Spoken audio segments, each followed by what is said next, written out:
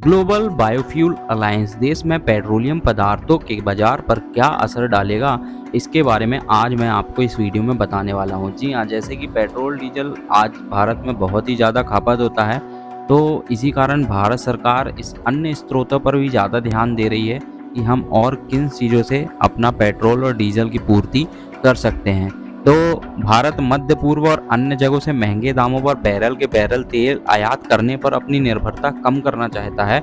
हम अच्छे तेल रिफाइनर हैं, लेकिन बड़े उत्पादक नहीं है, इसलिए हमें इस काले सोने के विकल्प की आवश्यकता है। हमारे पास आसानी से दोहन करने के लिए तेल का विशाल भंडार नहीं है। ऐसे में जैव ईंधन से अपनी जरूरत को पूरा करने की दिशा में जीबीए अहम भूमिका निभा सकता है।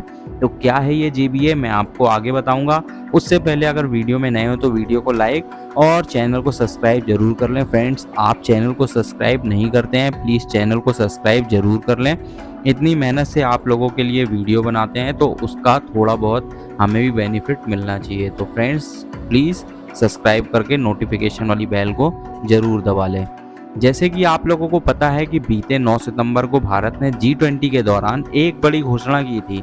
एक वैश्विक जैव ईंधन गठबंधन मतलब ग्लोबल बायोफ्यूल अलायंस, इसी को कहते हैं जीबीए, इसके गठन का ऐलान किया गया था। इसमें भारत, अमेरिका और ब्राज़ील इसके संस्थापक सदस्य होंगे, प्लस 19 अन्य देश भी समर्थन देने के लिए इसमें शामिल होंगे। अब इससे पहले कि हम इस बात पर जाएं कि पृथ्वी पर हमें ऐसे गठबंधन की आवश्यकता क्यों पड़ी है, तो हमें जैव ईंधन को समझने की जरूरत है। हम मुख्य रूप से इथेनॉल और बायोडीजल के बारे में बात कर रहे हैं। इन्हें जैव ईंधन कहा जाता है क्योंकि ये पौधों पर आधारित पदार्थों से निकाला जाता है। गन्ने से इथेनॉल निकाला जाता है। आप इसे मकई, चावल और बांस की विभिन्न प्रजातियों से भी निकाल सकते हैं।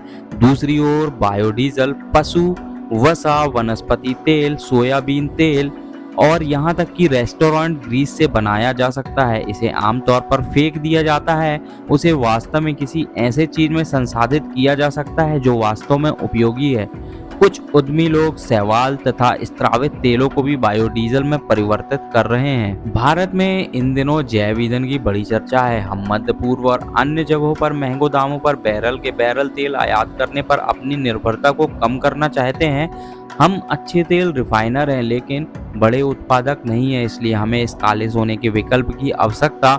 हमारे पास आसानी से दोहन करने के लिए तेल का विशाल भंडार भी नहीं है। इथेनॉल और बायोडीजल का इस्तेमाल कर हमने आयात मद में 73,000 करोड़ रुपए बचाए हैं। जी हाँ, वहीं दूसरी ओर जैव ईंधन में किसी तरह का पेट्रोलियम पदार्थ शामिल नहीं है। पिछले 9 वर्षों में भारत ने स्पष्ट रूप से घरेलू स्तर पर उत्पादित इथेनॉल और बायोडीजल पर भरोसा करके आयात मद में 73,000 करोड़ रुपए की बचत की है। हम पेट्रोल के साथ इथेनॉल का मिश्रण कर रहे हैं।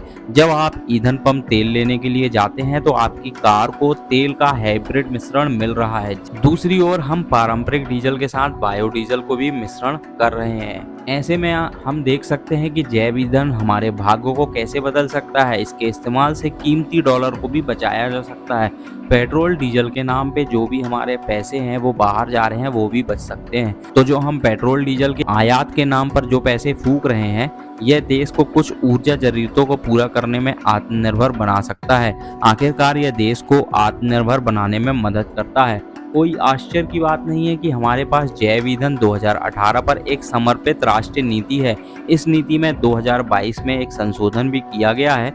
इस समय चीजें बहुत अच्छी चल रही हैं। हमने शुरू में 2030 तक पेट्रोल में 20% इथेनॉल मिलाने का लक्ष्य रखा था, लेकिन अभी लक्ष्य को 2026 तक संशोधित किया गया है। हम अधिक आश्वस्त हैं कि हमने 2030 तक पारंपरिक डीजल में 5% बायोडीजल मिश्रण करने का लक्ष्य रखा है। अब एक पहलू निश्चित रूप से आयात को कम करके पैसा बचा तो रहा है, लेकिन दूसरा पहलू यह भी है कि जैव ईंधन प्रदूषण में उतना योगदान नहीं देता। देखिए, देश का 40% प्रदूषण वाहनों की वजह से ही होता है। कम से कम सड़क परिवहन और राजमार्ग मंत्री नितिन गडकरी का तो यही कहना है। वहीं इथेनॉल अपेक्षाकृत सफाई से जलता है और कार्बन मोनोऑक्साइड उत्सर्जन को भी कम करता है। जैव ईंधन के मामले में आगे बढ़ने के लिए एक गठबंधन की जरूरत क्यों पड़ी है? आखिर ये जेवीए जो बना है वो क्यों बनाना पड़ा? तो सब कुछ ठीक है, लेकिन इसके लिए हमें वैश्विक जैव ईंधन गठबंधन की आवश्यकता इसलिए पड़ी कि हम इसे अकेले नहीं कर सकते हैं। क्या इस मामले में होने वाला गठबंधन ओपेक की तरह है, जहां पेट्रोलियम उत्पादक देश एक साथ बैठते हैं तो यह तय करते हैं कि कितने जैव ईंधन की आपूर्ति करनी है या नहीं करनी है? इसका जवाब जो है ना वो तलाशना बहुत ही ज़रूरी है, क्योंकि इनका जब मन आता है तब डीज़ल के प्राइस और मतलब क्रूड ऑयल के प्राइस जब मन आता है बढ़ा देते हैं, जब मन आता है तब घटा देते हैं। तो बात यह है कि जैव ईंधन के मामले में भारत की बहुत बड़ी महत्वाकांक्षा है। उदाहरण के लिए हमने पहले उल्लेख में किए गए मील के पत्थर को हासिल करने के लिए 17 बिलियन लीटर एथेनॉल की आवश्यकता है। हम वर्तमान में केवल 10 बिलियन लीटर का ही उत्पादन कर पा रहे हैं। फिलहाल हम वास्तव में दुनिया के जैव ईंधन उत्पादन का सिर्फ 3% हिस्सा ही तैयार करते हैं। इसके लिए दुनिया के ऐसे देशों के बीच गठबंधन की ज़रूरत है जो हमारी ही तरह की उपलब्धि हासिल करना चाहते हैं। यही कारण है भारत, अमेरिका और ब्राज़ील जैसे देश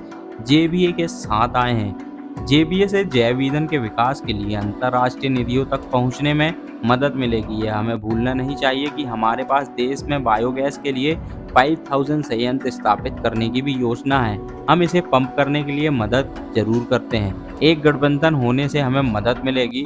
इससे हमें न केवल तकनीकी ज़रूरतों में सुधार होगा, बल्कि इसके लिए स्थापित विशिष्ट अंतर्राष्ट्रीय निधियां तक पहुंचने में भी मदद मिलेगी, जैसे कि अंतर्राष्ट्रीय सौर गठबंधन के मामले में हुआ था। 2015 में भारत और फ्रांस द्वारा संयुक्त रूप से शुरू किया गया था यह कार्यक्रम सोलर एनर्जी।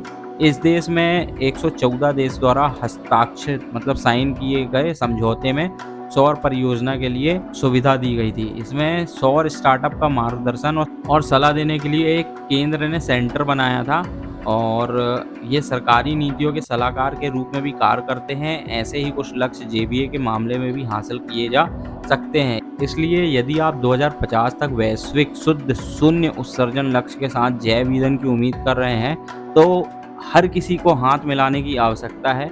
हमें बड़ा लक्ष्य प्राप्त करने के लिए इस वैकल्पिक ईंधन को उपयोग करने के बारे में अधिक लोगों को जागरूक करने की आवश्यकता है। क्या जेबीए इसमें मदद करेगा? तो अभी तो आगे इस पर नज़र रहेगी। अभी तो सिर्फ साइन बस हुए हैं, और देखना होगा कि जेबीए भी, जैसे भारत इथेनॉल मिला रहा है क्रूड ऑयल में, तो वो भी अगर करे तो हो सकता है कि देखिए अमेरिका अगर दूसरे देशों को फोर्स करेगा तो रियल सी बात है कि आप लोगों को भी पता है कि सब देश राज़ी, मैक्सिमम देश तो राज़ी हो ही जाएंगे। इसलिए इंडिया ने अमेरिका और ब्राज़ील को शामिल किया है, क्योंकि बड़े देशों में अगर ये चीज़ बताई जाएगी तो उसका प्रचार प्रसार बहुत ही ज़्यादा होगा। जैसे कि आप लोग मान सकते हैं योग का प्रचार मोदी जी ने भारत के अलावा अमेरिका में भी किया था, और आज इंटरनेशनल योगा डे मनाया जाता है। तो फ्रेंड्स, वीडियो कैसी लगी? वीडियो पसंद आई तो वीडियो को लाइक, और जो नए लोग हैं वो प्लीज़ सब्सक्राइब ज़रूर करके जाएं।